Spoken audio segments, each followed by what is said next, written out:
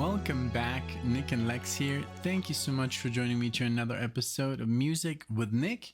Today we got another marathon lined up by SIDECARDOG, and I do wanted to say again thank you for sponsoring the video. I had an amazing amount of fun on the last marathon we did together called The Empire Strikes Back, which was basically a marathon of groups from countries like Great Britain, Australia, and so forth, and there was a lot of goodies on there, so check that out. It has the Seekers, the Hollies, all kinds of amazing bands, and it was a lot of fun. So again, thank you so much, Sidecar, for sponsoring that one. Now today this marathon is titled pretty much girls, and I'll read off the titles for you guys here in a second. Let's see here. So we're gonna start it off. Give me one moment. I had the wrong one loaded up. Okay, so we're gonna start off with the band The Association, and this is gonna be the song Windy. This is from the album Just the Right Sound. This is a compilation of The Association, so that's where I got it from. More on the shorter side. Then we're gonna do some Rod Stewart, which I've been loving to do. Maggie May is the song. Every Picture Tells a Story is the album, 1971. Then we're gonna do some Elvis Costello. I'm a huge fan of him. We've only done we did a marathon and maybe 3 or 4 reactions. This is Veronica from the album Spike. This is 1989. Then the Kinks. We're gonna do Lola versus Power Man and the Money Ground. This is 2014. All right. I don't know if that's correct. And then we're gonna do some Joe Jackson. Oh man, I'm a huge fan of Joe Jackson now. It's different for girls. It's called I Am the Man, 1979. All right. Well, I'm super ready for this. Everybody, thank you so much for being here, for liking the videos, for subscribing to the channel, for having the patience. Right now, Alexa's not doing so well with her back, so the videos are, coming out less, but it was a guaranteed, 2 full albums, of course.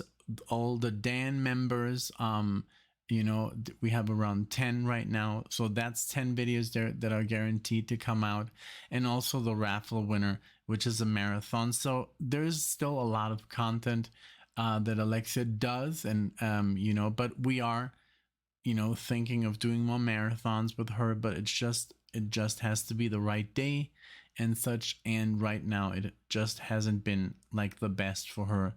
She just can't sit through so many videos, but she would really love to. So that's just one thing that I wanted to make clear.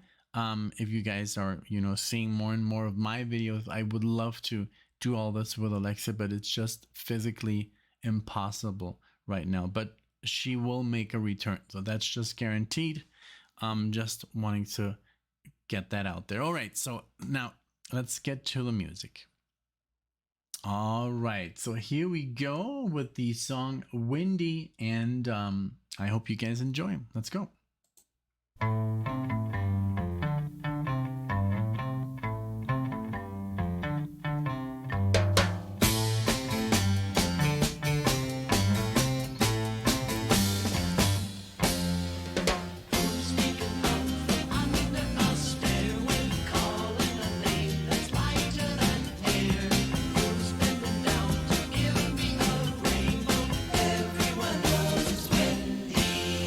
Yeah.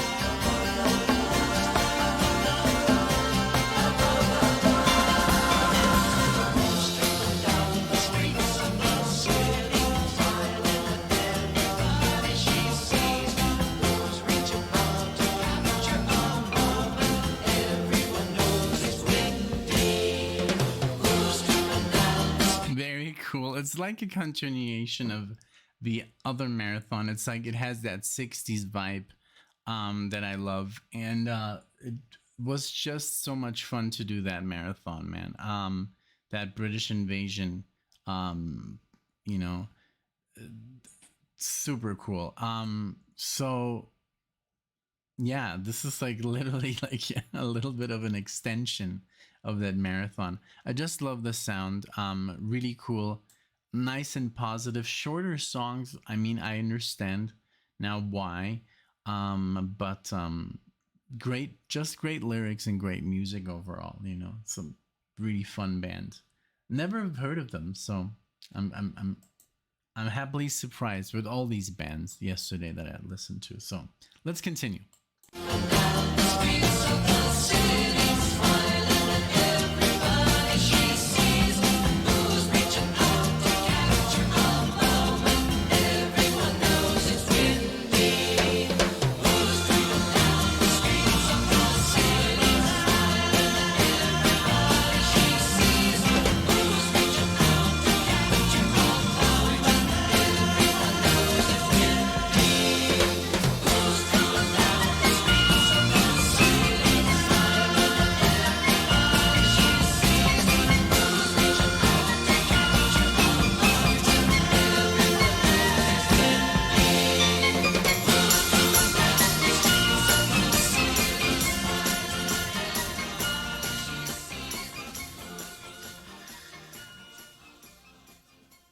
Very cool, beautiful. I love that. It's one of those songs that you just like, I guess you hear it once and then just like it's like an, they call it in Germany an earworm, you know, because you kind of like hear it and then you just dun dun dun dun dun dun dun dun dun dun dun dun. So it's kind of like very easy to learn, and then it won't leave your brain, you know. It's like, so that's why they call it, I don't know if that's a thing in English, an earworm, but because it's like, oh man, I have this earworm, you know, I can't get the song out of my head, and it happens. It's pretty much, you know, an art form to be able to write such a tune, you know, that creates this, you know, like I can't get rid of the song, and then sometimes when you sing it out, then kind of like your brain starts to let go. But yeah, this is what I call like an earworm. Very catchy, very straight to the point, straightforward. The lyrics very heavy, like lyrically heavy, and just simple, you know. Keep it simple, straightforward, but very cool.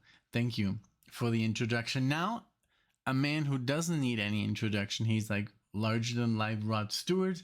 Maggie May. Love his voice. I've always loved his voice. Very special voice. Very different from everybody else. It's like instantly recognizable, you know, like Bowie or Jagger, you know, like people like that, you know, Sting. It's just like one of those voices where you say, oh, okay, yeah, Rod Stewart, right away. So let's listen to Maggie May, and here we go.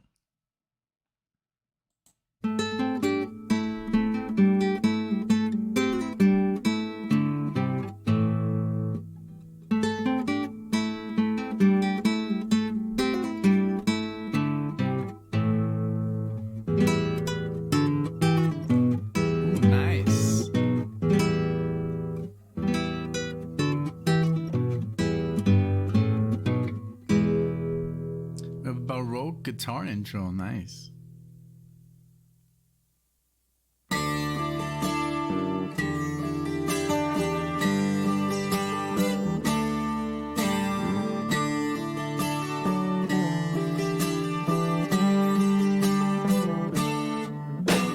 Wake up, Maggie, I think I got something to say to you.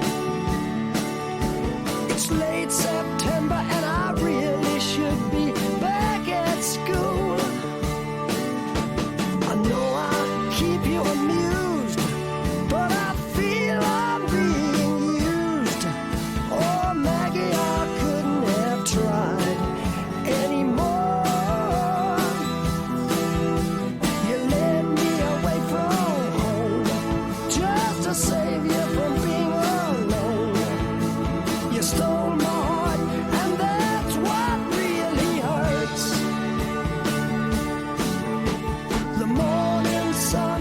that's in your face really shows your age. But that don't worry me none. In my eyes, you're everything. I laughed at all of your jokes. My love, you didn't need to coax. Oh, Maggie, I couldn't have tried anymore. You led me away from home just to save you from being alone. You stole my soul, and that's a pain I can do without.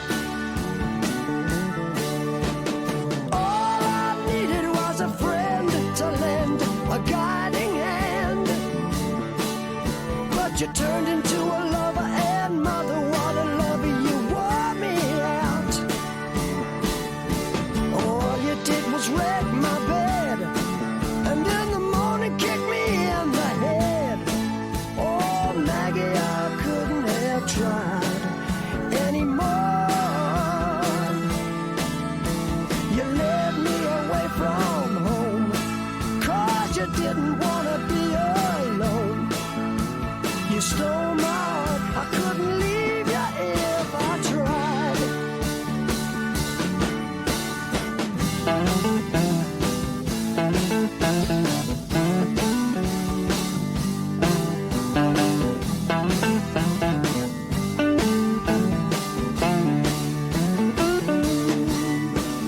I suppose I could collect my books. Very cool solo. The song seems somewhat familiar. I don't know. I might have heard it, to be completely honest. It just has, I don't know if it's the voice that is so familiar, because every time I hear Rod Stewart, it's like I know it's him, even though I've never heard the song before. So maybe it's that, maybe it's the song, a movie. I mean, we are movie like freaks, literally freaks, and so there's a lot of good music, in movies and popular music, and I think this song, I don't know, is very popular, I guess. I haven't looked it up, but it sounds a bit familiar, but never anything like having paid my attention to the lyrics or the music. It just, I don't know, I think it's something about the voice that's just so familiar, but very great tune. Very odd, the way he sings those, the scales that he uses, that da da da da da da da da da da. It's just like, I don't know, it's very peculiar, very cool, very different. It just sounds not as melodic. I don't know, like, let's just keep, I'll point it out if he does it again. I suppose I could collect my books and get on back to school, or steal my daddy's cue and make a living out of playing pool, or find myself a rock and roll band that needs a helping hand. Oh, Maggie, I wished I'd never seen your face. I guess that da da da da da da da da, that just sounds like, it sounds so different. It doesn't sound bad at all. I'm not saying that it doesn't sound right. It just sounds very, like, I don't know. That's kind of like the way he phrases that over that chord is just, a little bit odd, but I guess that what makes the song unique, what makes every song unique. I don't know, it just got my attention. It's really cool. You made a first-class fool out of me, but I'm as blind as a fool can be. You stole my heart, but I love you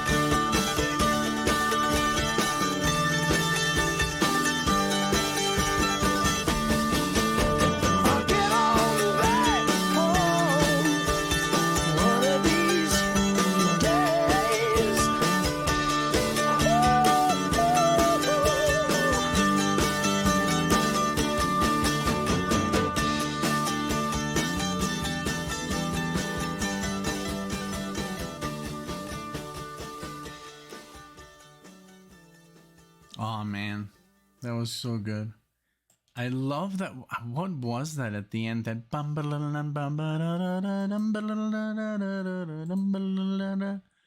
was that a banjo? Let me see.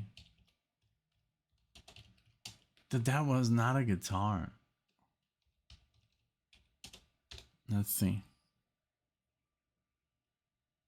Okay, so there's an intro here lesson, because the intro is very cool, very baroque, like classical guitar.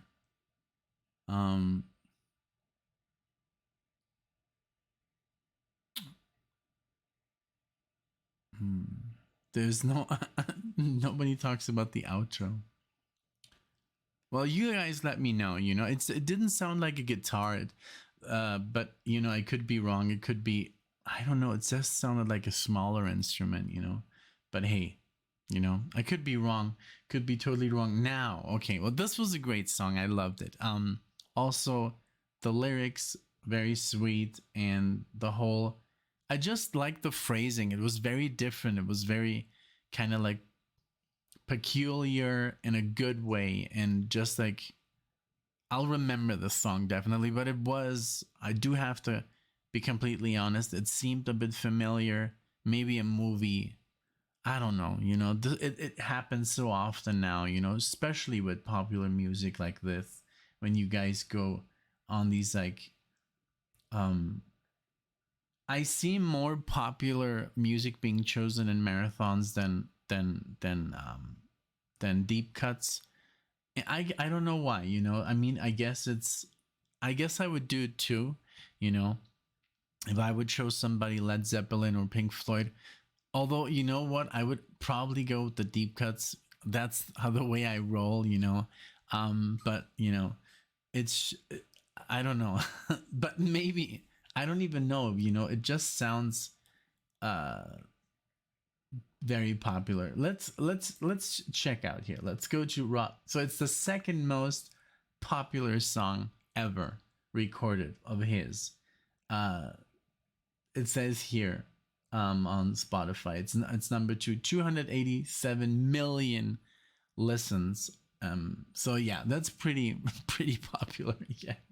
So okay, that's the thing with these marathons, and that's why I guess that they get blocked, because it's music that is so popular that the record companies immediately, once they upload it to YouTube, they get this red light, you know, somebody's using the song. And if it's a certain you know, record company, that's when they block it, and then I have to dispute it. But that's, I guess, the technique that we're doing, of having at least one not so popular song on in the marathon, and maybe a lot of Warner Brothers. It can be UMG, of course, and some UMG don't care. Like, but if it's a song like this with almost like 250 million, you know, plays, then they kind of like, you know, they'll know, because Google recognizes everything in the background. So, okay, let's see how it goes. I mean, you know, I'll be able to do something with it if they block it. But Elvis Costello is next. Veronica. Let's see, from the album Spike. I'm just gonna do something here. Okay, fourth most popular song ever recorded by this artist. So yeah, these are definitely not deep cuts. You know, it's your marathon. You do whatever you like. You know, I'm happy to react to these because they are so popular. But it's just like a little bit more. I don't want to say dangerous, but I guess it's gonna get the attention of the record studios way more than if we would do something more, you know, obscure. Okay, here we go with Elvis Costello.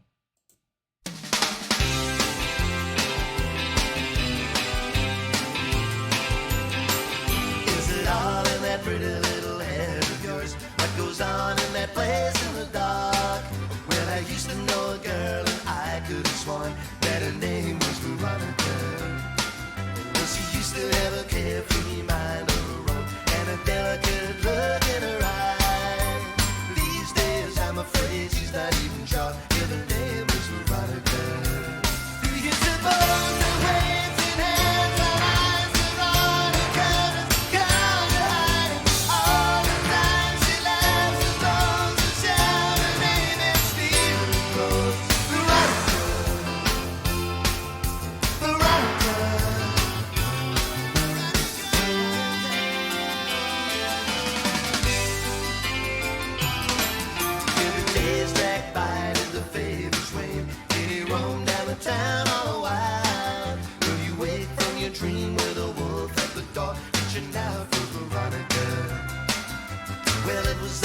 65 years ago, when the world was the street where she lived, and the young man sailed on a ship in the sea with a picture of Veronica. I'm the Empress of India, and as she closed her eyes upon the world and picked upon the bones of last week's news, just spoke his name out loud again. Do you suppose the waving hands and eyes of Veronica gone to hide her all the time she laughs at those that shout her name and stealing clothes? Veronica, Veronica.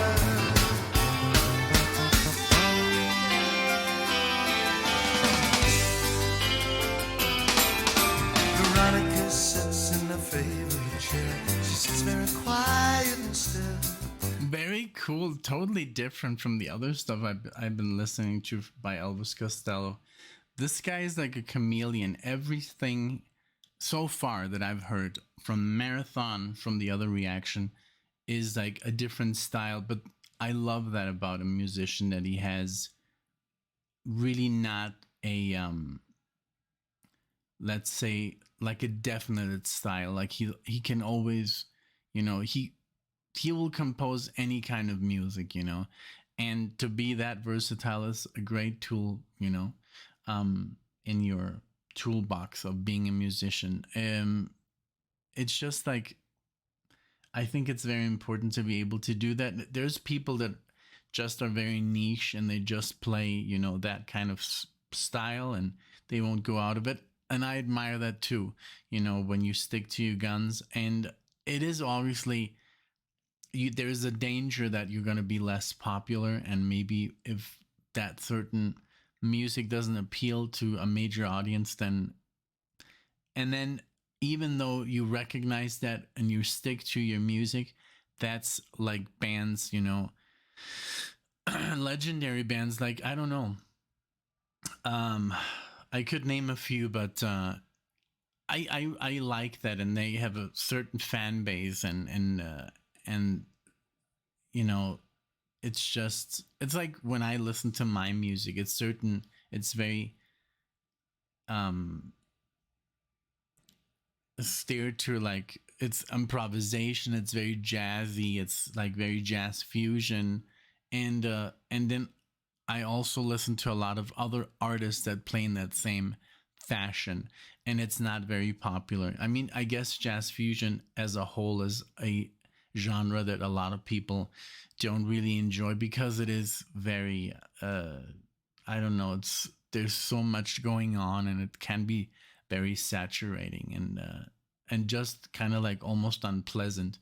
I totally understand it. It's like with, like, for example, death metal. That's a genre that I just can't, you know. I've tried and I've really tried. I've sat down and tried to see the good things, and it's just something that I can't enjoy because it's just, you know, like, no, it's a lot noise, but people that are fans of that, you know, set genre, they enjoy it, and they're like, listen, but, you know, it's really amazing, and that's when sometimes you can, you know. So that has happened when I play people my music, and they're just like, you know, just turn it off. Like, I can't deal with this. So I guess it's smart when you're a musician that to try and, you know, create a little bit of everything. And this is, I think, that what Elvis Costello is masterfully at, that he just, like, you know, can write a song for, you know, pretty much anyone. So let's continue. I really like the song too. And they call her a name that they never get right, and if they don't, then nobody else will. But she used to have a carefree mind of her own, with the devilish look in her eye, singing, you can call me anything you like, but my name is Veronica. Do you suppose the raging hands and eyes of all the gods gone to hide her all the time she laughs at those who shout her name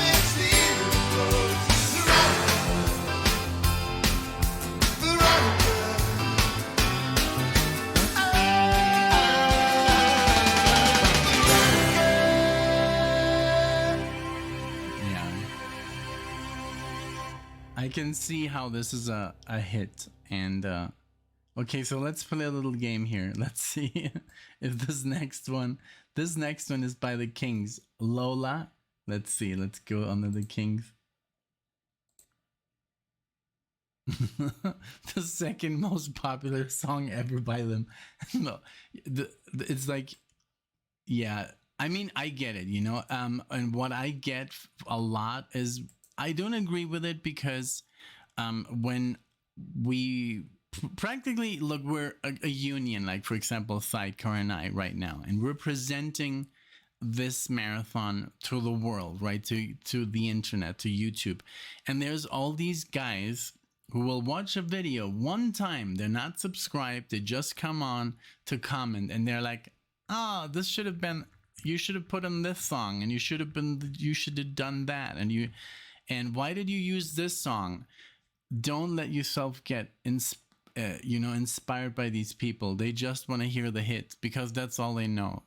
That's why I would always encourage you guys, go for the deep cuts, go for the more, I don't know, you know, that's just a little thing that I think would be a great idea. But I mean, of course, it's great to learn about these very, very famous songs. And I think Sidecar was going for this in this one. But I think also, because I've talked about this with other people, like with Greybeard, and it's like, it's discouraging when you're trying to support a channel and you constantly get, you know, marked down by certain individuals who have nothing. They're like tourists, you know. They're not part of the community. They're not really there to give you like positive feedback. They're only there to bitch and moan that, oh, you should have done this song, you should have done that song.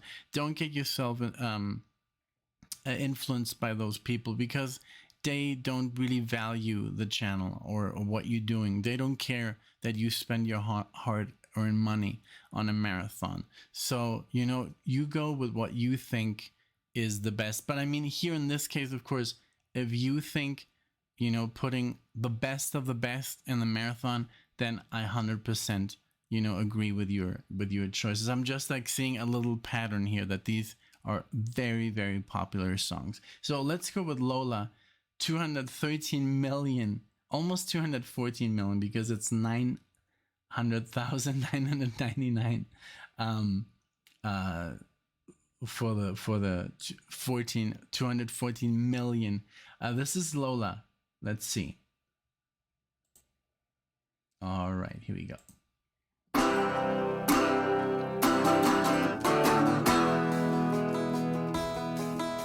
I met her in a club down in Old Soho, where you drink champagne and it tastes like Coca-Cola. C-O-L-A Cola. She walked up to me and she asked me to dance. I asked her her name, and in a dark brown voice she said Lola. L-O-L-A Lola. Lola, Lola, Lola.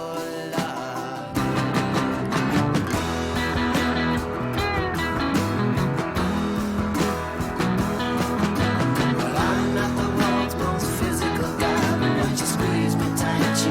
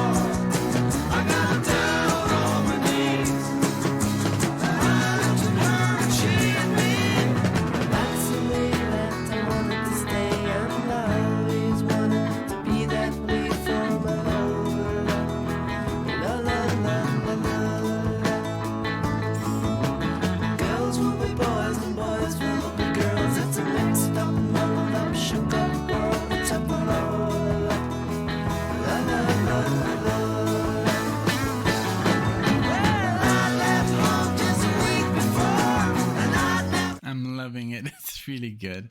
That I love the lyrics, and I can hear it's.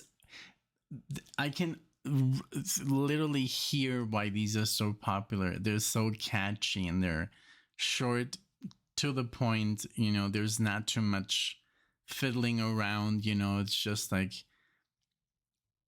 get the music together, let's write a hit here, and I can just, like, you can hear it that it's good. It's just very catchy, very easy to listen to. Everything sounds very, man, I don't know how to explain it. It's just music that just flows really well, like, for anyone. And I think so far, these 4 songs I can play to anyone and they would like it. It just sounds good. It doesn't have any complex structures. It's not difficult to enjoy, and that's what people sometimes want. You want to come home, and or maybe you want to pick up a record that you can just listen to. You don't have to do any kind of thinking or, oh my god, how was this recorded? It's just good, plain hits. Like, I get it totally. Very cool, very good song.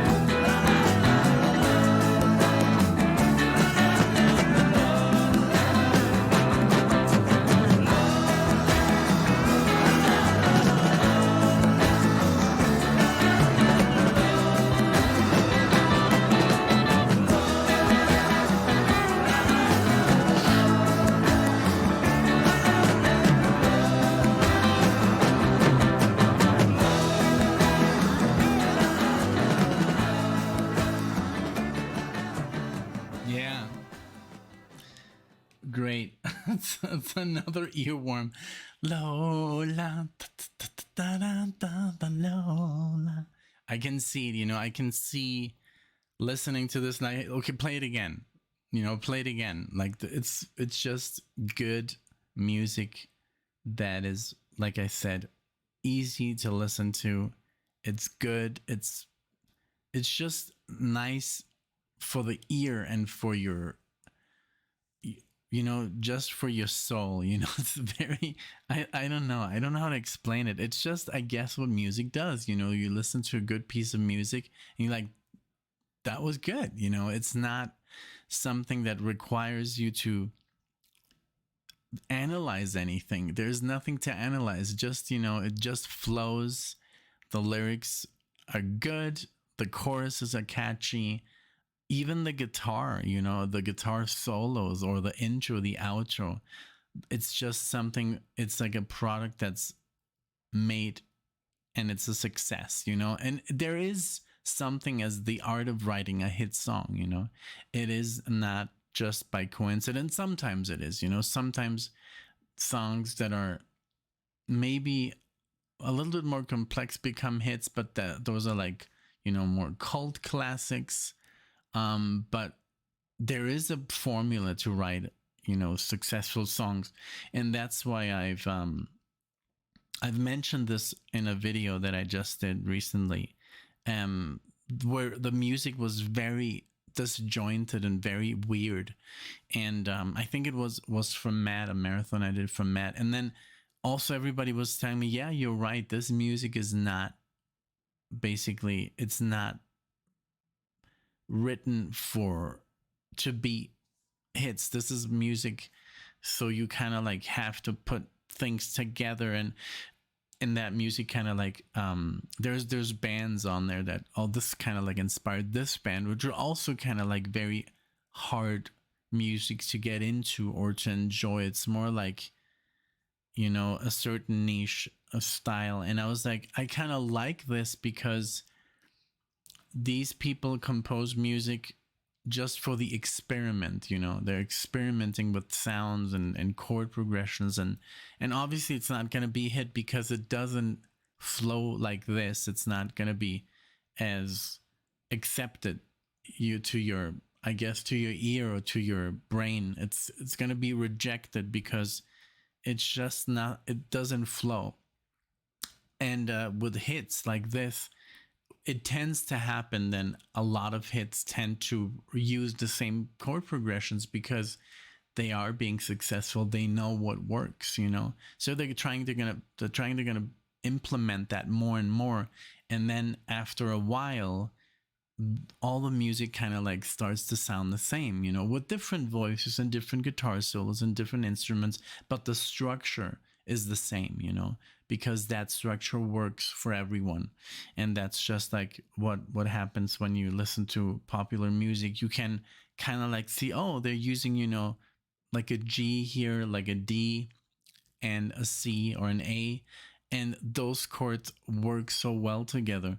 That's why there's so many songs who use the same chord progressions and tend to kind of like sound alike, of course disguised with different instruments, different drumming patterns, different keyboard layers and stuff. But when you analyze them, you can look them up, and what songs use, A minor, C and D. Maybe you'll be surprised, maybe 3,000, 4,000, 10,000 songs. And then, yeah, the bridge, changes a little bit, and there's a little bit of arpeggiating, and the music, of course, changes. And if there's orchestration, it's even more. But in the essence, it's the same chords that just tends to happen. It's just universally a thing, It's even with a movie. A movie has a first act, that's the setup, and then it has kind of like a middle act, and it then has the ending, and then if you kind of like mess with that, then the movie tends to be either the reception is badly or the storytelling is off, like directors that go back and forth between timelines, and that's very confusing for some people. Like people who are heavily into movies, they kind of dig that because it's kind of trying to mess with the order of things. And there's some movies that I could mention, but I don't want to get too much into it. But I think it's the same with music. If you kind of like break the pattern, that's when your music gets kind of like, okay, that's kind of weird. Maybe I don't like this, So there is a formula for everything, for classical music, for flamenco, for pop, for rock. There is the order of things, and that's also why there's so many instances where when we listen to music, we can kind of like already foreshadow, and everybody has the ability to do this. You don't have to be a musician, or you don't have to be a music freak to know this, but it's almost like second nature that you can kind of like foreshadow when the drums are going to come in or something is going to happen because it's been done so many times before. I don't know. I think it's a good thing to think about, right? So let's do Joe Jackson. This is different. It's different for girls, and I love the theme that's all about girls in this marathon. That's a very cute idea, and I love it. And let's go. This is the last song. This is Joe Jackson.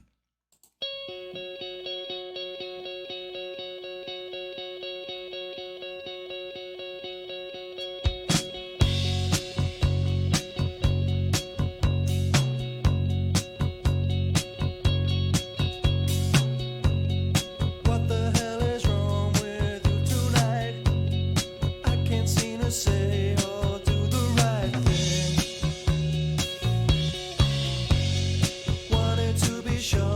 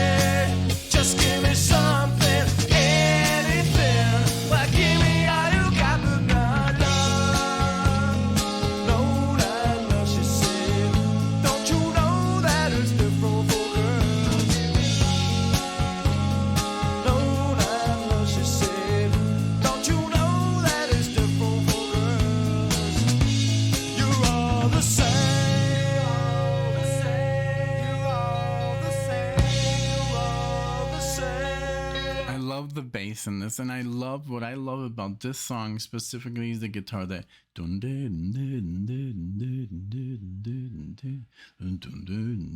and also of course the phrasing of the vocals here.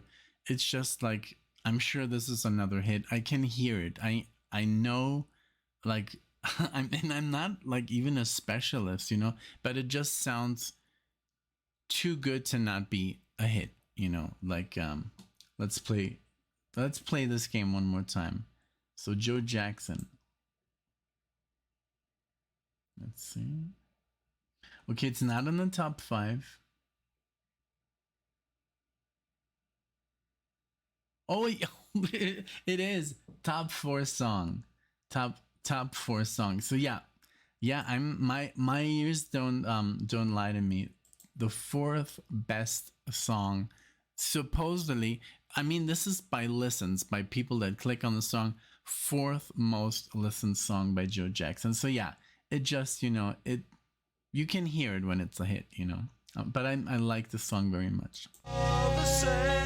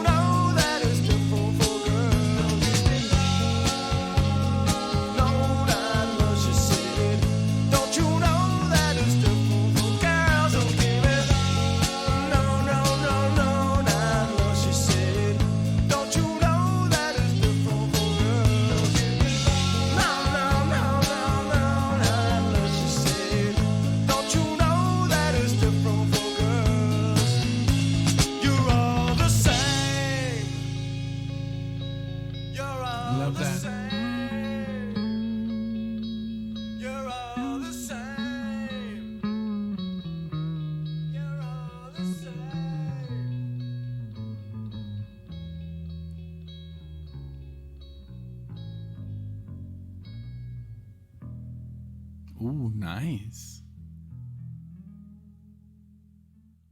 Beautiful. It's not very often that a song ends with a bass line. All these songs were wonderful. I'm a little bit scared that it might get blocked because of the popularity of all the songs. But hey, we're gonna try our best, you know. Like I said, like I posted on the, you know, on the community, there's a kind of like, and it shouldn't be this way. It's so sad that these record companies, you know, do this, because honestly, Google doesn't pay us a single cent, nothing. Like, it's literally like we don't get money for this, you know. The only money that we make is when you guys request a song, and the Dan, you know, from the Dan members, and it's everything through like Patreon, or you guys reaching out to me, you know, through Buy Me a Coffee. That's the only moment when we make money. Other than that, the record companies, I could literally show you. I would love to make a video where I can show you all the videos. They're all demonetized. Like other YouTubers have done this. They literally show, like, look at this, demonetized. Thousands of songs, and we have uploaded about 1,400 videos. I assure you, if it's not a video where we, like the unboxings, those are monetized, but they get what, 100 views, 200 views. And sometimes when there's a topic, like when we went to Spain, those literally those are monetized. I get it. You have to create original content to get paid. I don't even want to get paid, but I highly enjoy doing this, you know, for people. And I don't know why record companies don't understand that this is basically like a little time capsule, you know, that we try to do in these reaction channels. Most of them are amazing because they really focus on older music, on older hits, on 60s music, 70s music, music that even is not even being played on the radio anymore if it's not a special station that focuses on that music. So why are the record companies not happy about this? They should be like saying, yes, you know, we're making all this money, and they are, because that's what I see. It's always says this, all the profits of this video are being sent to the the copyright holder, you know. So even if I dispute, the only thing I have to dispute is that the videos gets blocked. Basically, it becomes invisible. I can't see it, you know.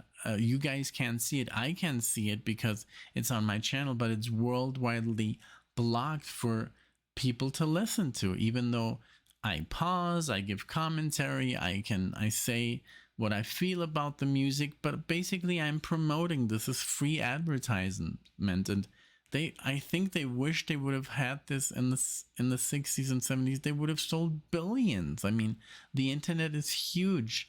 People are gonna watch this by the thousands, and I don't understand what the problem is. They're making money. We're not even making money, you know. We're not making a cent. So I don't understand it. Like, I don't know. I guess, I don't know, one day maybe they get the message and they see that they are actually profiting from this, but who knows. In the meantime, we'll just have to deal, you know, with all these copyright infringements. And I get it, you know, it's not my music, I didn't write it, but I am advertising it, you know. Basically, they're not paying me. Like, Rod Stewart is not paying me, UMG is not paying me. You guys are paying me to put this content out, and you're basically, you know, you're sponsoring the channel, and I am so thankful that you do, because otherwise it would be like a lost cause. And, you know, a lot of people give up, you know, a lot of reaction channels, because, you know, like this guy, and I really like his videos, Jamal, he has 900,000 subscribers, and he just, you know, he just quit doing reaction videos to music. He reacts to all kinds of stuff, you know, politics or sports or comedy. But, you know, that's just a couple of things that I'm not really into. I wouldn't enjoy reacting just for the sake of reacting. I like music, and I like to analyze music, and I'm not the guy who, you know, falls out of his chair when he sees like somebody, you know, drumming or something. It's very normal to me. So yeah, it's just it's a sad thing that this happens, but, you know, I guess we'll have to deal with this for the time being. I hope it gets better before it gets worse, you know, but who knows, you know. A lot of people are moving to different platforms, and it's just, you know, it's just a sad thing that we can't just, you know, share, you know, music. But I guess it is what it is, you know. We live in a time where everything gets monitored. And the other day I was like, oh man, this Steely Dan solo is super cool. I'm gonna like play it, you know, I'm gonna learn it. And then I was like, wait a minute, I'm gonna make a little test. So I learned the first 3 bars of the solo. I recorded myself, uploaded it to YouTube, copyright strike. So I can't even learn a solo that I play, you know, with my hands, with my guitar, with my distortion, with my electricity. If it's no, I can't play it, because Google will recognize it as something that's already been played, and it was played by Steely Dan. You're not going to get money for your work. So I'm like, why should I learn the solo? I mean, I can still learn the solo for me, and it's nice to learn the technique and the scales, you know, and the times and all that stuff. But I was just like, you know, it's a little bit too much work, and I'm not even going to get compensated at all. You know, maybe some people are going to say, great job, Nick. But in the end, I'd rather work on my own composition. So, you know, that's what we want to do. Alexa and I were really thinking of, you know, if this gets worse and worse, we're just going to start playing, you know, guitar and singing, you know, our own stuff. And I hope we get a following. But I guess that's it. Sorry for my little rant at the end of the video. I did enjoy this marathon. Amazing. But it's like, it's so frustrating, you know, to constantly get emails like, oh, your video has been blocked. And I want your videos to be live and visible. I don't want them to, you know, get blocked and then I have to put them up on Patreon, and then only so many people can watch them. I mean, I wish we had thousands of Patreons, but we don't. We only have, I think, 280 or so at the time. So just 280 people can enjoy that video for the time being until it gets unblocked. So it's just a sad story. So I don't know. We're going to have to deal with it. We'll just like try and keep the videos, you know, as I mean, like I said, you can use content that's from Universal, like UMG, but if you have one, at least have one song that's Warner Music Group, because they're kind of like cool with that. They're not so strict, and they usually don't get back to me when I dispute a video. They're like, hey, just use it. We're making money. I guess they've gotten the memo that they actually make a profit with this. But well, I'm gonna leave you with that. Thank you so much, Sidecar, for the video, for these awesome songs. Thank you guys for watching, for listening to me rant. I do appreciate it. Thank you guys, and I'll see you in the next one.